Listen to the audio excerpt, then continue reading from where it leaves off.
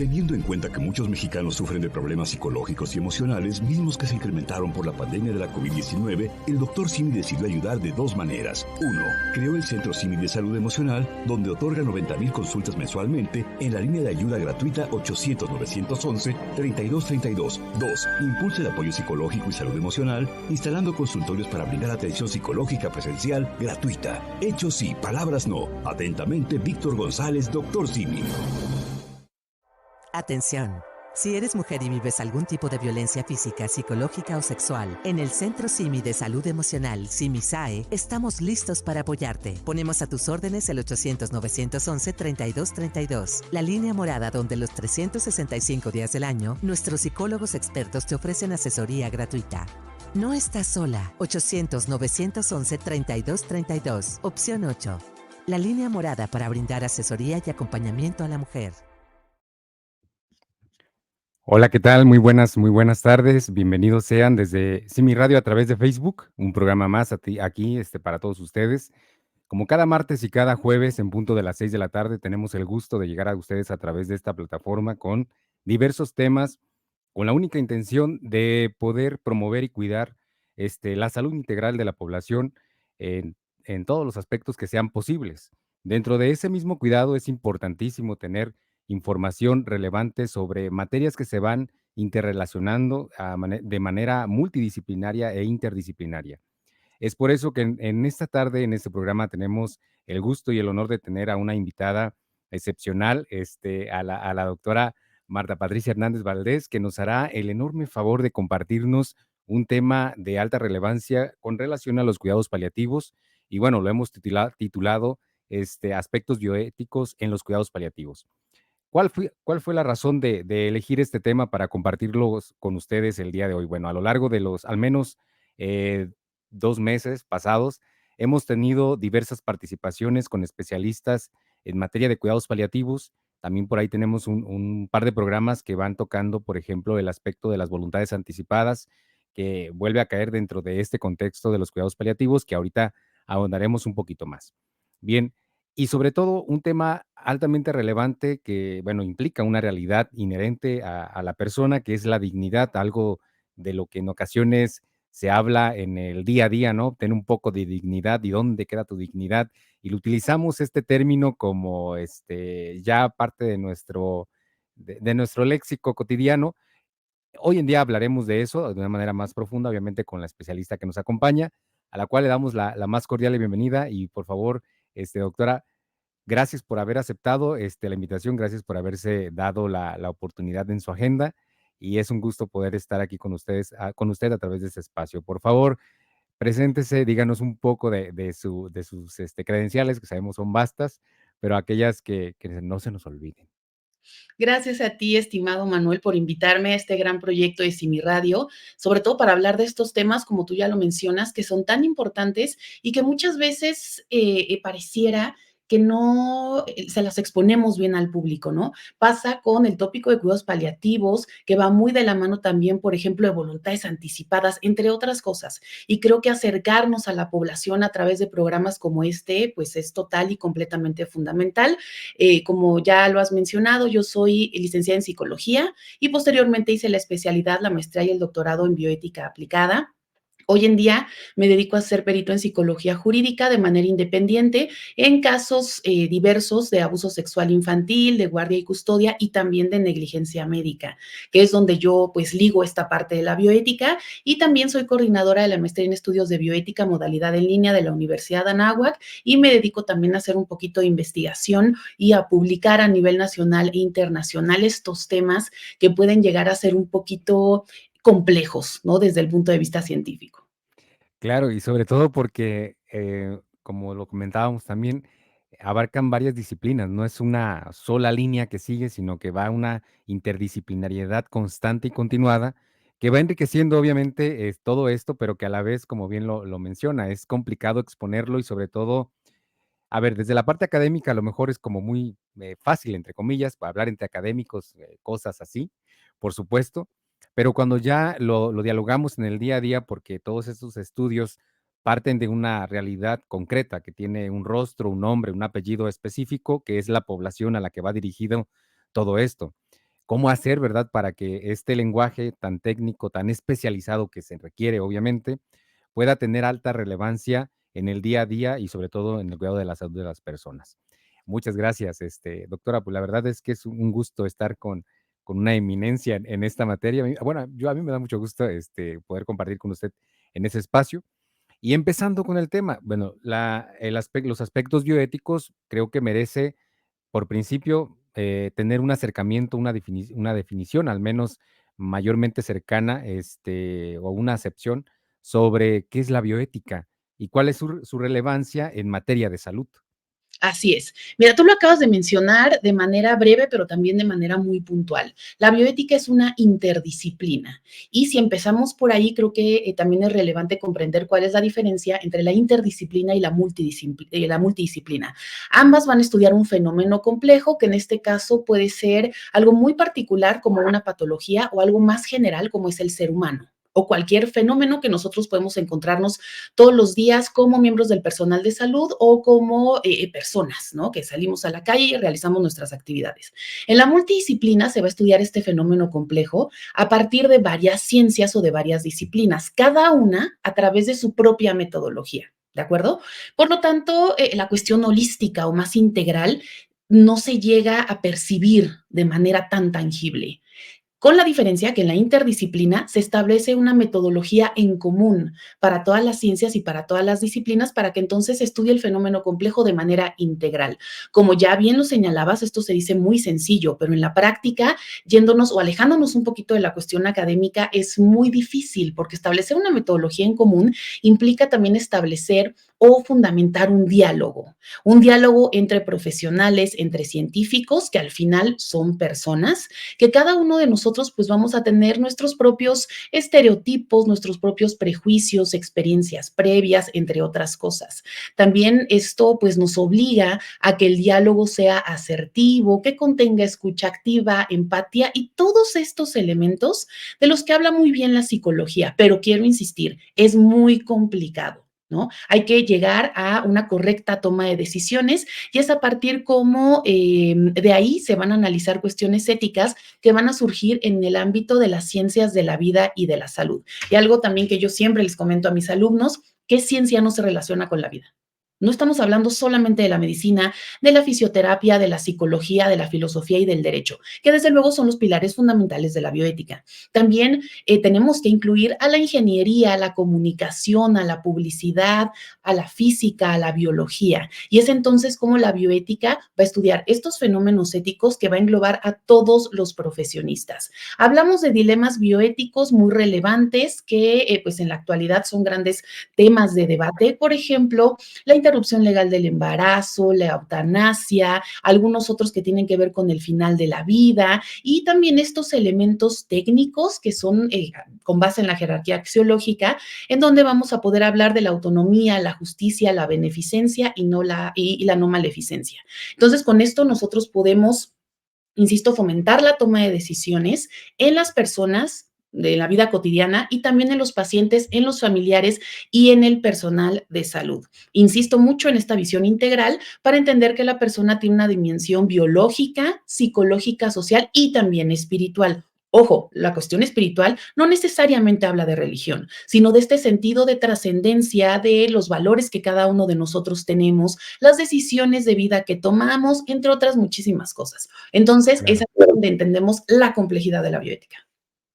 Sí, nada, estaba escuchando ahorita esta definición y esta primera introducción sobre este primer apartado, lo que hemos tenido en la entrevista. Y fíjese que digo, qué complejo es aterrizar todo este contenido tan especializado, la verdad. Y algo que rescato de lo que acaba de decir en términos de la salud mental, por ejemplo, porque digo, ¿cómo puede esto estar relacionado directamente con la salud mental, no? Cómo la bioética, bien vista como una ciencia de pronto, a ver, un tanto desconocida. O sea, Por tampoco es como un asunto que todo mundo conocemos y que es como súper fácil que todos hablemos de la bioética. La verdad es que es un tema que muchas veces ni siquiera está en el lenguaje coloquial. Cuando nosotros hablamos de bioética, dicen, ¿y eso como para qué o qué utilidad tiene, no? Y ya así es. lo decía usted, los diferentes dilemas bioéticos a los que se enfrentan las personas. Mientras la escuchaba también pensaba cómo van repercutiendo en la salud mental de las personas, porque implica incluso el acceso a la salud, a los medios dignos de salud, etcétera. Y justamente cuando elaboraba la propuesta del tema decía, en materia de salud, uno de los temas o de las realidades más relevantes que hay y ya legisladas desde el 2009 y bueno, con sus diferentes reformas y luego incluido en el artículo 4 constitucional, es este asunto en materia de cuidados paliativos. ¿Sí? ¿Por qué? Porque me parece, y ya no lo hará extensivo en este sentido, cómo es que la filosofía de los cuidados paliativos rescatan el área personalista bueno, de la filosofía personalista, pero sí lo personaliza, lo concreta en el sujeto, en el individuo que sufre una situación de salud y que además, desde esta perspectiva integral u holística que usted menciona, esta parte espiritual que muchas veces está como que hay una resistencia social a decir que cómo puede estar eso relacionado con la salud integral de la persona. Pues Ujú. está mucho y no tiene que ver necesariamente, como bien lo dice, con una religión, con una denominación religiosa, etcétera, o lo que sea, ¿no? Es este sentido de trascendencia que al final de cuentas también es muy subjetivo, porque cada sujeto lo va a ir construyendo. Pero bien, justo llevándolo al tema de los cuidados paliativos y toda su filosofía, doctora, ¿qué podemos decir entonces que dentro de este contexto que son los cuidados paliativos? Ojo, ya lo hemos dicho en temas anteriores, con los diversos temas que ya comentábamos en la introducción, pero llevándolo dentro de este contexto, ¿qué son los cuidados paliativos? ¿Cuál es su filosofía? Y obviamente la parte legal que está a la base de todo esto, porque este sustento legal me parece que tiene mucho sentido y es la base importante a través de la cual se proyecta todo lo demás, porque no solamente son ideas o son iniciativas o es una filosofía suelta por ahí, una ideología que va y viene, sino que incluso ya está enmarcada dentro de la Constitución en el artículo cuarto. Así es. Los cuidados paliativos básicamente son un enfoque de atención médica que va a estar dirigido a mejorar la calidad de vida de los pacientes. En un inicio se mencionaba que estos pacientes que tenían que recibir cuidados paliativos eran pacientes en una etapa terminal, es decir, pacientes que no van a tener una sobrevida mayor a 6 meses, que además tienen una enfermedad incurable y en donde de alguna manera los medios ordinarios y extraordinarios de atención están como bastante bien diferenciados, ¿no? Entonces se enfocan a dar estos medios ordinarios que incluyen alimentación, alivio del dolor y sufrimiento, que ahorita quiero tocar eso que también es bastante importante, la diferencia entre dolor y sufrimiento, hidratación, acompañamiento emocional, espiritual, religioso, entre otros. Pero el enfoque actual nos habla de que no única y exclusivamente los pacientes en una etapa terminal son pues merecedores, ¿no? En un derecho constitucional de recibir cuidados paliativos, sobre todo porque tenemos pacientes con enfermedades crónico-degenerativos o incluso con alguna discapacidad psicosocial, me refiero a trastornos mentales o a trastornos de la personalidad que necesitan este tipo de atención. Una atención, como bien lo estamos señalando, que tiene que ser integral y que, como les decía, pues va enfocado también a diferenciar el tema del dolor y del sufrimiento. El dolor entendido como esta experiencia biológica, como esta excitación de los nocioceptores, y el sufrimiento como esta interpretación sí subjetiva, cognitiva y emocional de lo que le está pasando a ese paciente. Entonces, pues nos centramos desde el punto de vista del personalismo en entender que el sufrimiento va a ser muy personal y que va a ser lo que el paciente dice que es y no lo que el personal de salud o los familiares suponen que debería ser. Es así, bueno, un ejemplo muy claro es, podemos tener un paciente con una enfermedad, sí, terminal, pero que el sufrimiento emocional que experimenta no necesariamente corresponde al dolor físico o al dolor biológico. Es una persona que a lo mejor tiene en gran medida un desarrollo espiritual, inteligencia emocional muy, muy avanzada y avanzados. Entonces, esto hace que se encuentre en paz, en calma, ¿no? Que tenga esta percepción acerca de la muerte muchísimo más interiorizada o muchísimo más elaborada frente a lo mejor otro tipo de padecimientos que no son terminales, que pueden ser crónico-degenerativos. Me imagino, y fue un caso que en algún momento tocamos en algún comité hospitalario de bioética de una paciente con diabetes mellitus tipo 2, que de alguna manera pues la notamos muy afectada. Incluso nos pidió que el diagnóstico no se compartiera con los familiares con los que iba acompañada, que bueno, por supuesto, se tomó este principio de confidencialidad. Cuando le explicamos su enfermedad, ella lo entendía bien, tenía pues toda la capacidad de competencia de toma de decisiones, pero sí la notamos avergonzada, ¿no? Por este tipo de padecimiento.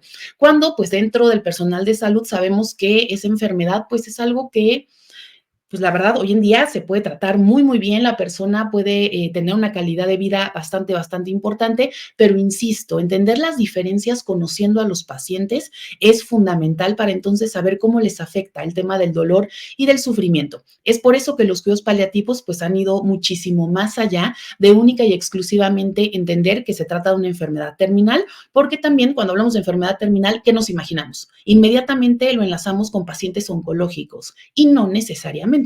¿No? Hay Claro. muchos otros padecimientos que merecen esta atención de vista legal, como tú también ya lo comentabas, pues obviamente todo este elemento descansa en el derecho constitucional a la salud, pero también en el artículo 166 bis de la Ley General de Salud, que nos indica que todas las personas que tienen pues un momento de una enfermedad importante, justamente para evitar lo que se llama futilidad terapéutica o encarnizamiento terapéutico, pues se les puede brindar cuidados paliativos, siempre con el enfoque integral y que de alguna manera estas enfermedades avanzadas o terminales, pues sí necesitan una mejoría en la calidad de vida, que también el término de calidad de vida, pues es bastante complejo, ¿no? Sí, También claro. puede llegar a ser subjetivo y no solamente desde el punto de vista de los pacientes, sino también desde el punto de vista del personal de salud. Entonces, pues con esto nos damos cuenta que el análisis bioético de los cuidados paliativos no solamente tiene que ver con la enfermedad, sino también con los recursos del paciente. No solamente recursos económicos, recursos emocionales, recursos familiares, si está familiarizado o familiarizada o no con el acompañamiento emocional. Hay muchos pacientes que se resisten a un acompañamiento emocional, al acompañamiento espiritual, si existe alguna creencia religiosa, entre otras muchísimas cosas. Entonces, esto lo podemos enlazar con la filosofía, que era la tercera pregunta que me realizabas, la filosofía de los cuidados paliativos. ¿Qué sucede en esta situación? Pues nos enfocamos básicamente a la ética del cuidado y al Sí. reconocimiento de la dignidad humana. La ética del cuidado entendida como esta necesidad o este ímpetu de donarnos al otro. Y aquí, bueno, para las personas que nos escuchan, que seguramente muchas veces son médicos o miembros del personal de salud, de alguna manera estamos acostumbrados a que nuestra profesión es abocarnos al 100% a los demás. Pero en la ética del cuidado, digamos que la premisa fundamental es asegurar la supervivencia, la de nosotros, por supuesto. Y yo no diría supervivencia, yo diría, así lo dice la literatura de Carol Gilligan, que fue la impulsora de la ética del cuidado, pero yo me enfocaría un poquito más en hablar del bienestar personal, porque la supervivencia, la realidad es que todos podemos sobrevivir comiendo lo mínimo, durmiendo lo mínimo, sin ningún tipo de hobby, sin tener relaciones sociales, entre otras cosas. Pero el bienestar sí implica un cuidado muchísimo mayor de nosotros mismos, de tal suerte que si nos cuidamos a nosotros mismos, podemos donar tiempo, espacio, cognición, empatía hacia el otro. Entonces es cuando realmente nos enfocamos en la ética del cuidado, que insisto, sería la base filosófica de los cuidados paliativos.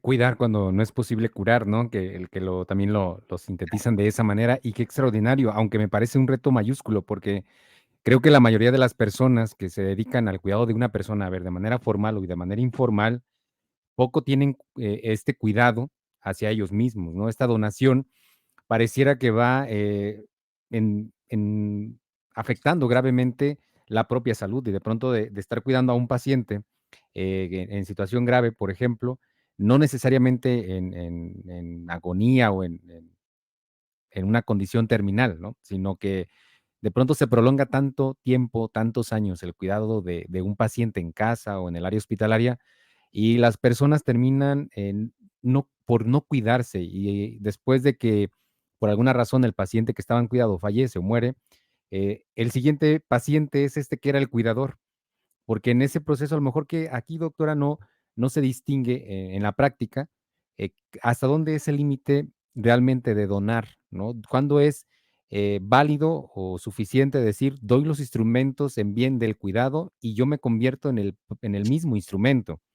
Pero ¿cómo cuidarme? Y obviamente que esta calidad de vida que tratamos de ofrecer a las personas en alguna condición grave o no tan grave, porque usted lo mencionaba, los cuidados paliativos no necesariamente son para las personas en una situación límite, ¿no? De la vida en Claro, asuntos de su salud, sino que hay los cuidados paliativos de soporte que desde que se detecta una enfermedad crónico-degenerativa que no necesariamente también implica, como usted lo apuntaba muy bien, los cuidados paliativos no van a suplir el tratamiento curativo. A menudo se van de la mano de manera paralela, por supuesto que se van adecuando el tratamiento curativo, porque no es lo mismo en la fase terminal, pues ¿para qué le das antibiótico a un paciente, no? Por ejemplo, que está en etapa terminal y de pronto a lo mejor parte del equipo médico está un tanto obstinado en que tengo que, a ver, pero realmente hablando de lo que usted decía, hablando de la calidad de vida, ¿qué le va a aportar el antibiótico que le voy a dar? O, por ejemplo, ¿qué le va a aportar este otro procedimiento que tal vez va a ser incluso hasta invasivo, ¿no? Estamos hablando de exámenes médicos periódicos durante las 24 horas de cada 8 horas, un examen médico que realmente ya no le va a aportar nada. Pero volviendo al punto, ¿cómo hacer, doctora, para que entonces las personas que están al cuidado de una persona en esta situación y contexto, cómo hacer para que empiece a elaborar, y esta pregunta lo hago dentro de este paréntesis, para poder elaborar conductas de cuidado? Porque, ojo, no necesariamente en asuntos de salud hospitalaria o relacionados con un paciente, los psicólogos, vamos, voy a este rubro, los psicólogos que se dedican todo el tiempo a atender a personas que están en esta constante donación de su escucha, de su empatía, etcétera. ¿Cómo hacer para mediar esas conductas de cuidado y que no sobrepasen y luego nos pongan en riesgo de comprometer también nuestra salud? mira, desde el punto de vista filosófico y psicológico, yo te diría que primero hay que entender y hay que aceptar de manera incondicional la vulnerabilidad humana, nuestra propia vulnerabilidad humana, ¿no? En efecto, la verdad es que el ejercicio de cualquier profesional de la salud, salud física, salud mental, salud espiritual, salud religiosa, pues es bastante laborioso y además sí genera pues este famosísimo burnout, que es cuando pues existe un cansancio excesivo y esta sensación de que de alguna manera nos estamos quemando de manera interna, de manera emocional o de manera mental por todas estas actividades que se van realizando y los retos profesionales que tenemos todos los días. Yo en lo personal, pues en mi ejercicio como perito en psicología jurídica, sobre todo en los casos de abuso sexual infantil, es muy complicado. Es muy complicado, pues trabajar pues, también de la mano con las autoridades, entender que hay limitaciones científicas, que hay limitaciones también de nuestro actuar profesional y entendiendo nuestra propia vulnerabilidad humana, creo que lo primordial, y siempre se lo digo a quien me hace este tipo de preguntas, es asistir a terapia. Es la única forma en la que nosotros podemos de alguna manera subsanar estos elementos que son muy contaminantes en la práctica profesional. Y de ahí podemos también, pues, comenzar con el cuidado propio, ¿no? No solo el cuidado mental, sino también el cuidado físico. ¿Cuántas veces no nos ha pasado que tenemos un tiempecito libre o tenemos un fin de semana completo solo para nosotros y cómo nos sentimos? Incómodos, inquietos, hasta nos podemos llegar a sentir un poquito deprimidos o ansiosos porque no estamos trabajando en el ritmo que siempre estamos acostumbrados. Entonces, reconocer esos espacios y utilizarlos para descansar nos ayuda mucho a retomar esta energía integral para que entonces nosotros podamos continuar. ¿Y cómo resolver estos elementos? Pues a través de un análisis bioético. Señalaba hace unos minutos el principio de beneficencia y de no maleficencia para pues poder decidir en qué momento el esfuerzo terapéutico debe delimitarse, ¿no?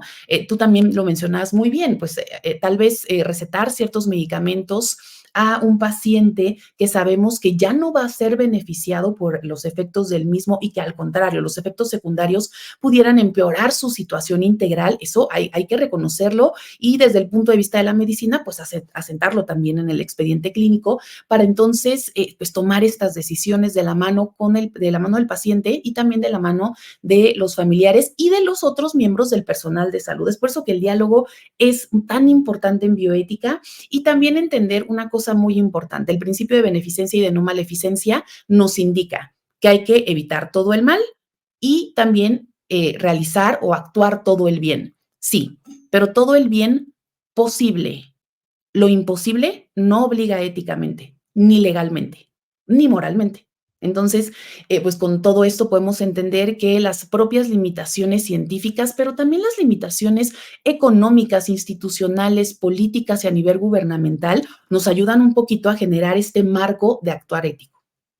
Claro. Fíjese que estas medidas ordinarias, ¿no? Aquellas que están al alcance tanto desde la infraestructura, pero también desde la persona.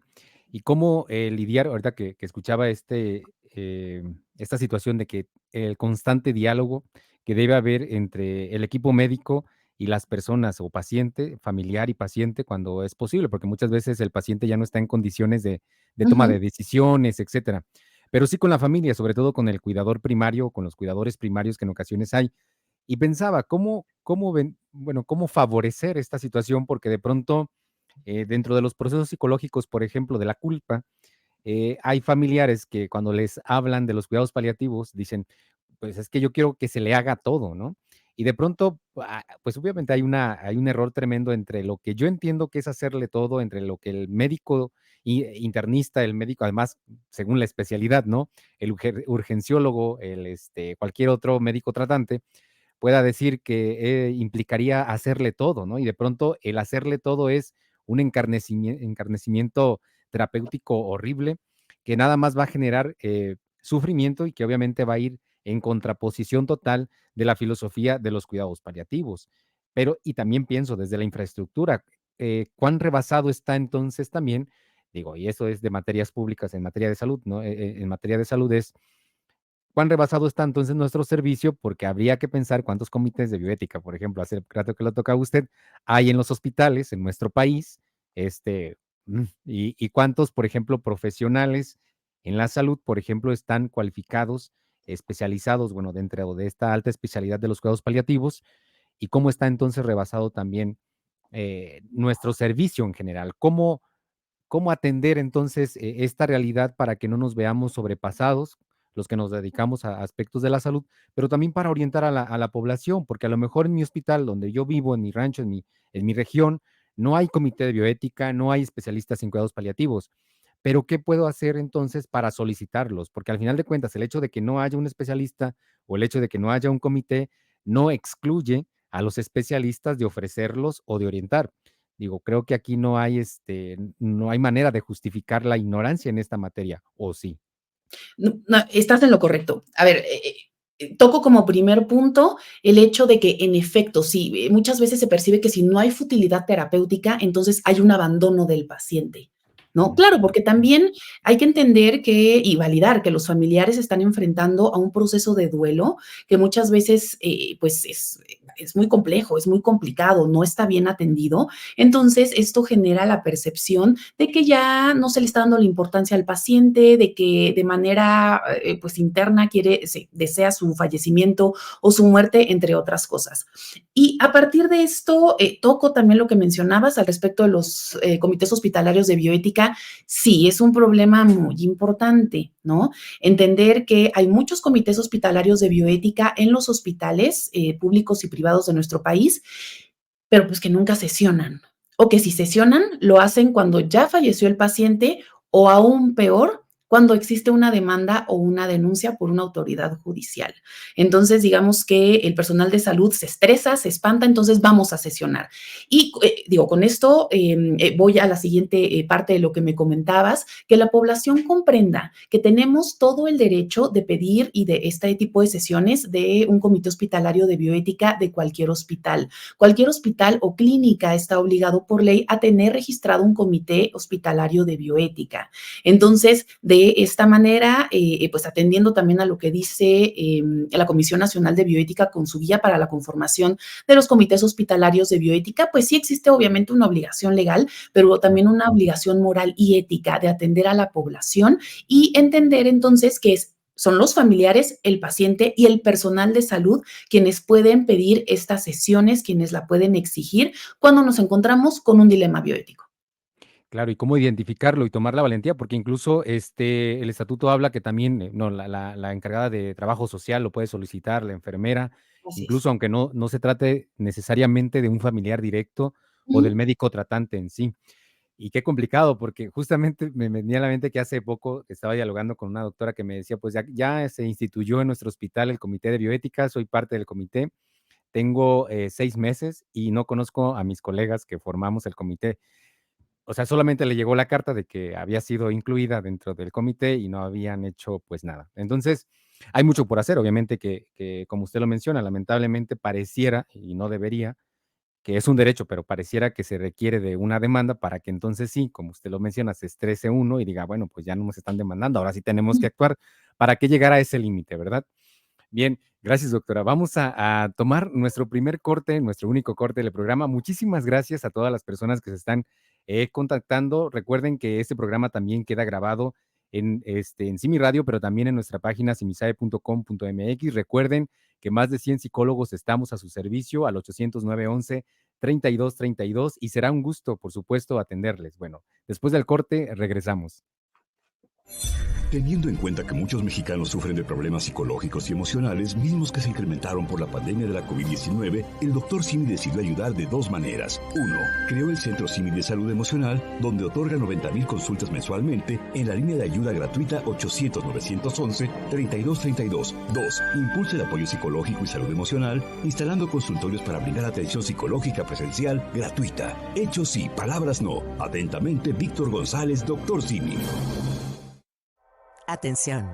Si eres mujer y vives algún tipo de violencia física, psicológica o sexual, en el Centro Simi de Salud Emocional, SIMISAE, estamos listos para apoyarte. Ponemos a tus órdenes el 800-911-3232, la línea morada donde los 365 días del año, nuestros psicólogos expertos te ofrecen asesoría gratuita.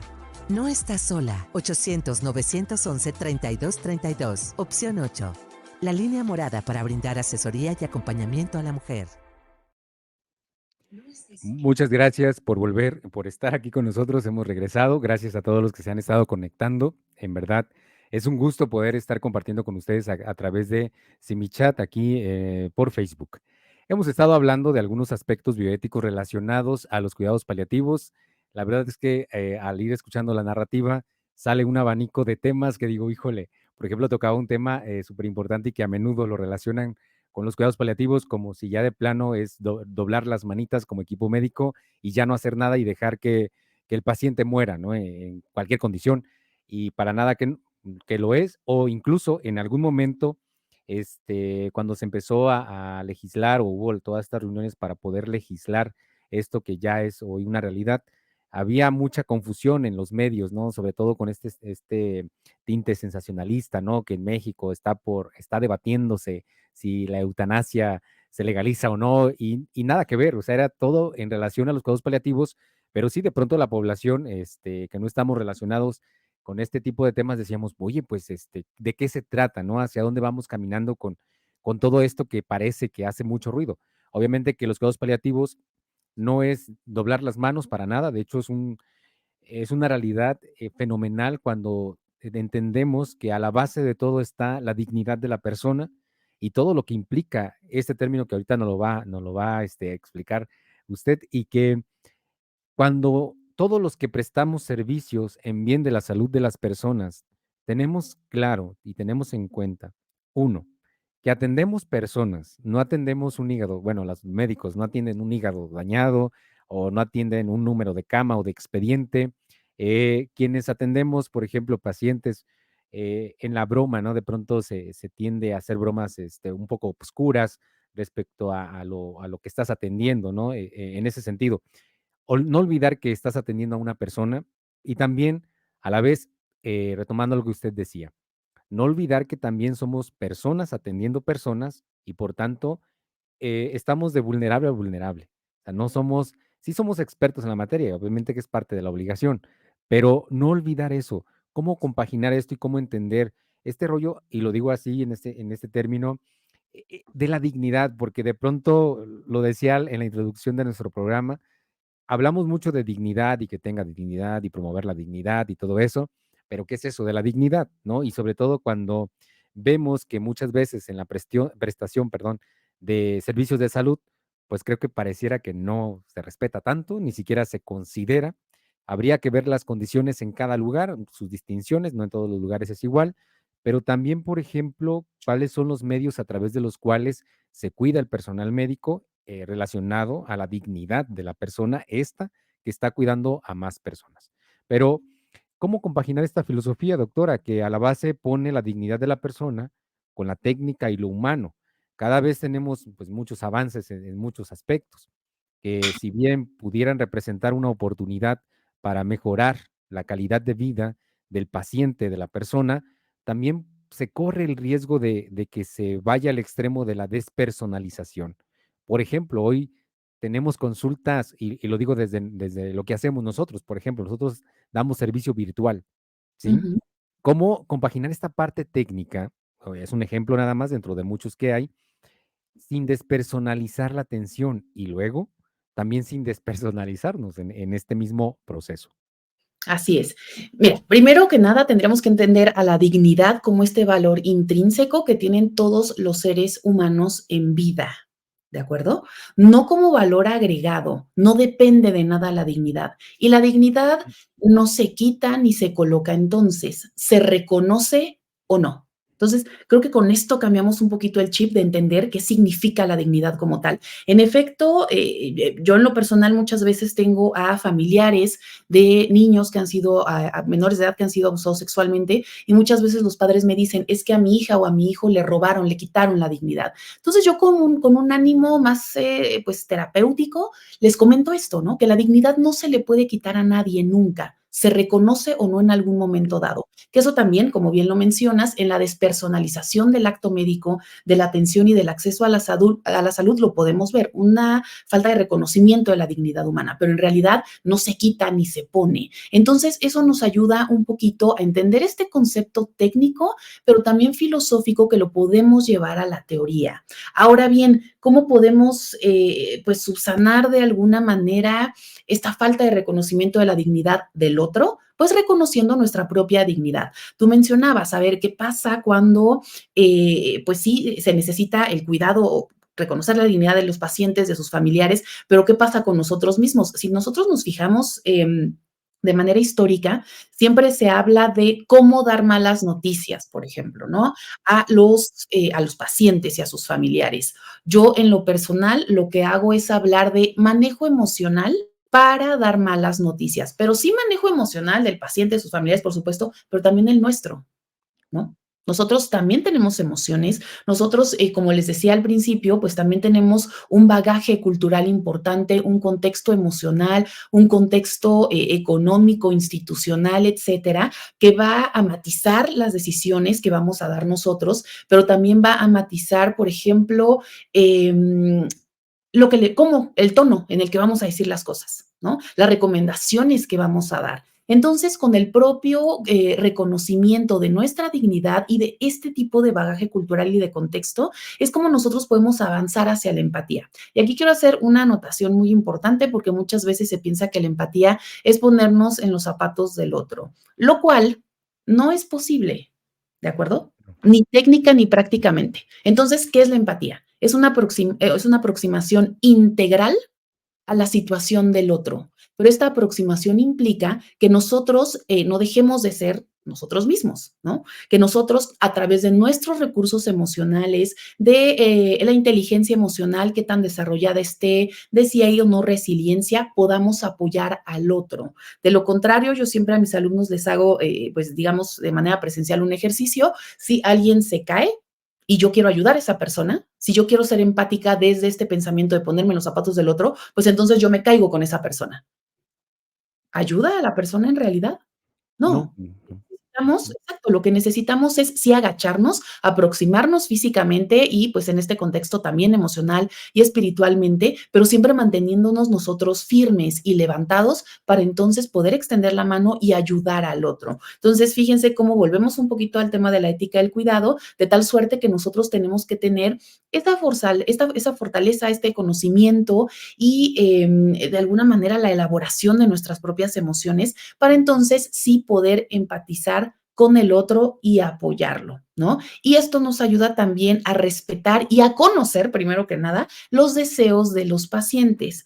Yo hace varios años tuve un trabajo como bioeticista en donde teníamos a un paciente de la tercera edad con un evento vascular cerebral, también un cáncer de huesos ya bastante avanzado, que pues en su día a día estaba de manera pues, normal, con los cuidados normales, también con su cuidadora primaria. Entonces, uno de esos días, pues el señor se cayó, se fue a dormir y ya no despertó.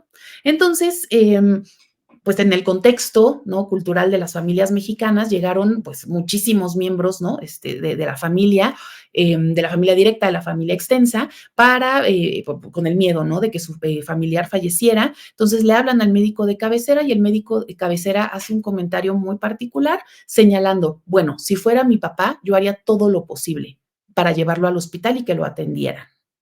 Cuando llegan las personas paliativistas que se dedican a esto de la mano con mi expertise bioético, ellos señalan, ¿no? A ver, el señor ya tiene una enfermedad muy avanzada, está muy delicado, van a llegar en ambulancia, tal vez fallezca en la ambulancia o lo van a ingresar a cuidados intensivos o a terapia intensiva y pues le decían a los familiares, les van a colocar muchos cables, el familiar va a estar muy incómodo, entonces lo pueden lastimar, etcétera, etcétera, ¿no? La idea era decidir si el señor se hospitalizaba o no. Entonces, a mí se me ocurrió a través de todos estos principios bioéticos y el análisis bioético y el reconocimiento a la dignidad del paciente preguntar. ¿Alguien sabe? Yo sabía que no había un documento de voluntades anticipadas. Yo les pregunté, ¿alguien sabe qué quería el señor? ¿En algún momento expresó si esto llegaba a pasar, qué quería? Y ahí sí todo el mundo se puso de acuerdo y todos expresaron que él había dicho que no quería fallecer en un hospital de manera definitiva, que él quería estar en su casa. Entonces, ahí tuvimos la respuesta a este gran dilema bioético. Se decidió que el paciente se quedara en casa, se realizó como una ruta estratégica para desarrollar los cuidados paliativos y bueno, pues desgraciadamente se compraron pues pañales, algunos medicamentos para el dolor, etcétera, con la idea de que el paciente todavía tuviera una sobrevida de varios días o semanas, pero el paciente falleció a las 3 horas, ¿no? Esto dio tiempo a que todos sus familiares pudieran estar ahí. Era una persona muy creyente de la religión católica, a que también el sacerdote del lugar o de la región donde vivía, pues pudiera acercarse a la casa, pudiera pues realizar ciertos rituales católicos. Y pues la realidad es que yo vi este panorama familiar muy distinto cuando existió este reconocimiento del deseo del paciente. Claro, el duelo fue algo que se permeó de manera inmediata, que seguramente matizó la vida de todas las personas que nos encontrábamos ahí, pero el reconocer los deseos del paciente es fundamental para limitar el esfuerzo terapéutico cuando sabemos que la persona, y reconocemos que está al final de su vida. Sí, oye, y qué experiencia tan importante y tan profunda, porque fíjese que al final, como también lo mencionaba usted, se va a rescatar el reconocimiento de la dignidad de la persona a través de aquella voluntad expresada, aun cuando no haya sido escrita.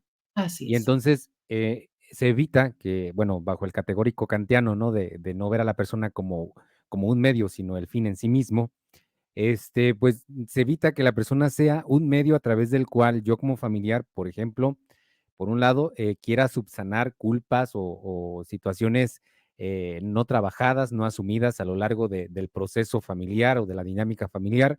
Y por otro lado, tampoco, bueno, evita, y evitó en el caso, evitó que el equipo médico también, utilizara como medio la justificación de procedimientos obstinados, encarnizadores, que la verdad no iban a aportar absolutamente nada, una manera Un muy sinfín de medidas extraordinarias, sí. i inútiles, ¿no? Ujú. Que ya no aportan nada, pero cómo da miedo, ¿verdad? Al final de cuentas, como usted también lo decía, cómo da miedo el hecho de estar ante un escenario así, que se trate de mi madre y que, bueno, usted partía de esta afirmación que hacía el médico, ¿no? Que les dijo, bueno, pues si fuera mi madre, mi padre, yo haría todo. Y de pronto son errores, ¿verdad? En los que bueno, a lo mejor imprudencias, vamos a decirlo así, Sí.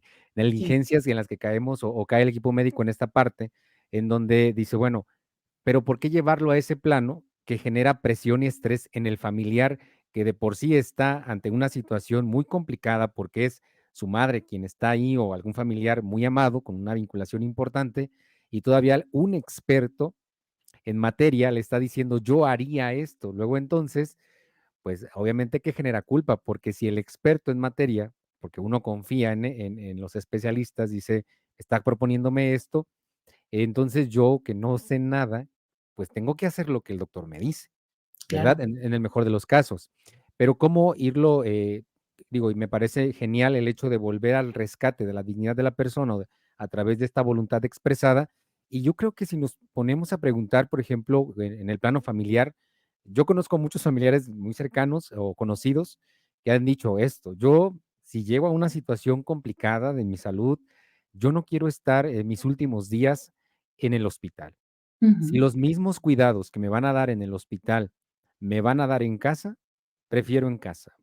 Y obviamente que hay una diferencia enorme porque el estrés simplemente de estar en un espacio hospitalario, porque ojalá fuera un hospital, por ejemplo, con los medios que tiene el GEA González, ¿no? Que es un hospital público, pero pues está muy bien en muchos sentidos, ¿no? Con todo más o menos bien dividido, etcétera, pero no es así en todos nuestros hospitales públicos o, por ejemplo, en el sector, en el IMSS, por ejemplo, donde hay camarillas, ¿no? Llenas de pacientes con diferentes situaciones. ¿Cómo se reduce el estrés ante la exclusión de ese entorno, pues lamentable, ¿no? Y hostil en cierto modo. Sí, por supuesto. Mira, aquí creo que lo importante sería informar a la población de que está esta posibilidad y de lo que implican los cuidados paliativos. También una carta muy fuerte que tenemos es, por supuesto, el documento de voluntades anticipadas. Yo muchas veces pregunto en las conferencias, ¿quién ha pensado o quién ya tiene su testamento? Entonces es algo pues importante, ¿no? Para evitar conflictos y temas legales en torno a las cuestiones materiales. Y cuando pregunto quién tiene un documento de voluntades anticipadas, mucha gente no sabe a qué nos estamos refiriendo porque no existe esta cultura de la prevención, ¿no? La prevención de estos momentos de final de vida, ¿no? Tanto los propios como los de nuestros familiares. Entonces, esto nos podría ayudar muchísimo, insisto, a subsanar este tipo de conflictos o este tipo de situaciones que llegan a ser muy pesadas, en efecto, no solamente para los familiares, sino también para el personal de salud. Ahora, al respecto de lo que estábamos comentando, a ver, este tipo de comentarios o este tipo de fenómenos como lo que realizó el médico familiar, en este caso que les comento, hay que entender que la empatía, así como yo se las he comentado, implica un grado importante de neutralidad también. Y Claro. la neutralidad implica también la confidencialidad y otros elementos como la prudencia. ¿No? Entonces, volvemos, como si nosotros reconocemos en nosotros mismos estos prejuicios, estos estereotipos, incluso, y mira que esto va también muy ligado a otro tema bioético que pudiéramos hablar en otra ocasión, la objeción de conciencia. Cuando Ujú. nosotros entendemos que nuestros propios valores o incluso nuestras propias capacidades emocionales y profesionales no van de la mano con el objetivo que se está persiguiendo, entonces, pues es cuando aplicamos este principio no solo de neutralidad, sino de prudencia máxima o lo que se llama en este principio socrático como frónesis, en donde pues nos apoya muchísimo a evitar este tipo de comentarios que sí pueden darle un giro completo a una situación de dolor, de angustia y de muchísimo estrés que está viviendo una familia y en muchos casos el mismo paciente. Algo que no quiero dejar pasar, que ya hemos comentado hace algunos minutitos, es que en efecto uno de los grandes dilemas bioéticos en nuestro país y alrededor del mundo es justamente la eutanasia. Entonces, para las personas que nos están escuchando, que nos están viendo a través de las redes sociales, de Simi Radio, quiero que pues tomen en cuenta que los cuidados paliativos son esa carta fuerte o esa llave maestra para entender por qué no la eutanasia. Yo siempre en un auditorio cuando pregunto quién está a favor de la eutanasia, la verdad es que la mayoría levantan la mano, que no tienen conocimiento de estos temas. Cuando les pregunto por qué, me dicen para evitar el sufrimiento o porque yo no quiero que mi familiar sufra o yo no quiero sufrir. Cuando les hablo de cuidados paliativos y al final les hago la misma pregunta, dicen, es que no sabía que había una forma de evitar la futilidad terapéutica y de además pues acompañar al paciente, ¿no? De manera integral o acompañarme o que yo sea pues sujeto de ese acompañamiento en algún momento dado. Entonces, pues la capacitación, que también es una de las funciones de un bioeticista o de la bioética en general, creo que es la herramienta fundamental para que podamos entonces tomar decisiones. Claro, oye, y qué extraordinario. La verdad es que ahorita que la escuchaba dije, no, pues salieron un montón de tópicos que bien se pudieran abordar, porque nada más con esto que al final comentas sobre la eutanasia, que hemos también tenido en algunos foros estas conversaciones, bueno, conversatorios más bien, como el desconocimiento de algo que ya existe y que ya está legislado, podemos de todas maneras invocar una realidad que ni siquiera debería. Y que bueno, hay algunos, no los voy a mencionar, pero mencionábamos, por ejemplo, nada más uno, el ELA, en algunas condiciones muy particulares, en donde de pronto pudiera entrar en discusión, en discusión. Pero bueno, es una materia amplísima este tópico, pero sin duda alguna el desconocimiento en materia de cuidados paliativos, que a pesar de que se empezó a legislar ya desde el 2009, o sea, no hace poco, la verdad es que todavía hay un desconocimiento en general, no solamente de la población en general, sino estamos hablando incluso de profesionales médicos que a la fecha no tienen el conocimiento suficiente en este tipo de temas y por supuesto en la delicadeza de actualizarse en materia de temas de bioéticos, por ejemplo, ¿no? Y usted que se dedica a esto, pues lo sabe ampliamente en ese sentido, ¿no? Sobre todo la bioética en materia hospitalaria, que no es el único rubro, pero hablando de cómo está un poco rebasada por la misma realidad y además que no está contrarrestada con especialistas interesados en el ejercicio de todo esto. Y Pero, también fíjate que otros elementos que tienen que ver con la atención y el acceso a la salud. Tengo actualmente una alumna de la maestría en bioética presencial que está realizando su tesis. Ella es médico y se dedica al tema de seguro de gastos médicos mayores, ¿no? Entonces, el tema que ella está desarrollando hace referencia a que en el contrato que se le da a las personas que van a contratar un seguro de gastos médicos mayores, realmente se señala que los cuidados paliativos se pueden otorgar o se van a cubrir, no se dice cuáles, no se especifica cuáles ni en qué momento. Entonces, insisto, muchas veces se liga con pacientes oncológicos cuando no necesariamente. Entonces, ella está haciendo una propuesta integral para que el contrato venga completo y que entonces, número uno, las personas que están realizando esta contratación o esta firma, pues se enteren de qué son los cuidados paliativos y que además sepan de qué se trata de manera específica, ¿no? Ella mencionaba que, pues obviamente en digo que también hay otras tesis importantes que hablan de cómo los seguros de gastos médicos pues pueden obstaculizar la relación médico-paciente, ¿no? Por el tema justamente de la economía y de todas estas situaciones que ya bien conocemos todos los que estamos escuchando este programa. Pero bueno, la idea es entonces que sea interdisciplinario, ¿no? Sea interdisciplinaria esta actuación o este manejo y este enfoque. Y pues sí, justamente ahorita me acordé de esta tesis tan interesante que pues me gustaría posteriormente que ya esté terminada, que incluso esta doctora, esta persona, pues nos pudiera hablar un poquito al respecto, ¿no? De esta nueva propuesta que está bien ligada a los cuidados paliativos y que ayuda mucho al enfoque integral, insisto, no solo de los médicos, sino de otros profesionales que están inmiscuidos en la vida de las personas, en la vida del ser humano. claro, doctora, incluso que en materia de economía, ¿no? En cuidados paliativos relacionado a la economía, optar por los cuidados paliativos es una ventaja, porque Ujú, reduce no solamente en el bolsillo de las personas o familiares, sino incluso en materia de recursos públicos, también se reduce mucho, bien utilizados, obviamente, ¿no? por supuesto. Pero son excelentes propuestas y ojalá que un día nos las compartan por acá también.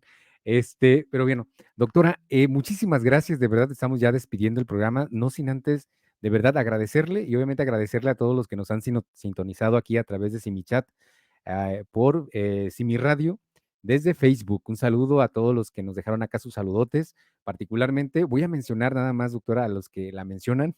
Felicito por tan extraordinario tema. Saludos, querida Patti, gracias por la convocatoria. Y también a Marisa Herrera Cardoso, que excelente tema, muy claras las herramientas, las interesantes las ideas y la expositora. Felicitaciones. La verdad que hacemos extensiva esto desde nosotros como Simisae para todo, para usted. Muchísimas gracias por todo lo que nos ha aportado y sobre todo por el tiempo que se ha dado para estar en esta hora con nosotros. Doctora, antes de irnos y despedir el programa, eh, ¿alguna idea a manera de conclusión? Pues obviamente que es muy amplio, pero a manera de conclusión relacionado a lo que hemos conversado, ¿qué nos pudiera dejar? Entender que como miembros del personal de salud se puede curar a veces, pero siempre se puede cuidar y acompañar a través de los cuidados paliativos en cualquier momento de nuestra vida, en cualquier enfermedad por la que estemos pasando. Genial. Ya sin aportar más. Mil gracias, Es un doctora. gusto para mí, Manuel, de verdad, pues, Ajá. ser invitada a este programa. Nuevamente los felicito por esta iniciativa de Simi Radio al tratar estos temas y también muchísimas gracias a las personas que nos pudieron sintonizar en radio y en redes sociales. Muchísimas gracias y recuerden que el programa está grabado en nuestra página simisabe.com.mx. Recuerden que más de 100 psicólogos a su servicio a través de la línea telefónica 800-911-3232. Estamos las 24 horas del día durante todo el año, siempre dispuestos a apoyarle en este proceso de cuidar y promover su salud integral. Ha sido todo por hoy. Nuevamente, gracias. Muchísimas gracias a todos. Muchísimas gracias a usted, Pati, por estar aquí con nosotros. Nos vemos en la próxima. Recuerden que todos los martes y todos los jueves en punto de las 6 de la tarde tenemos programa totalmente en vivo. Bueno, gracias y hasta la próxima. Gracias a todos. Buena noche. Buenas noches.